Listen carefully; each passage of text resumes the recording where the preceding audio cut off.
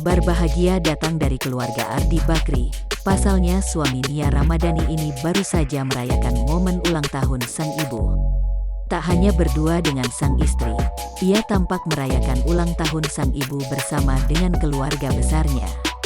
Suami Nia Ramadhani itu pun kemudian membagikan sebuah potret dalam perayaan ulang tahun sang ibunda.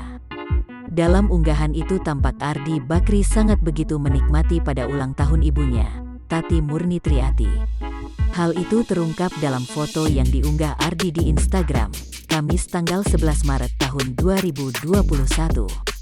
Ucapan manis dan romantis pun tertuang dalam unggahan tersebut untuk ibunda Ardi Bakri. Lewat sebuah caption, Ardi berterima kasih pada sang atas jasanya selama ini.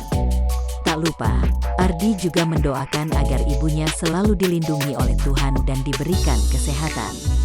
Namun tanpa diduga, unggahan momen kebahagiaan tersebut justru membuat beberapa warganet jadi salah fokus kepada baju yang dikenakan oleh Nia Ramadhani. Warganet yang menyoroti pakaian Nia Ramadhani mengatakan baju yang dikenakan Nia terlalu minim. Namun, tampaknya Nia Ramadhani tak begitu mempedulikan komentar dari banyaknya warganet.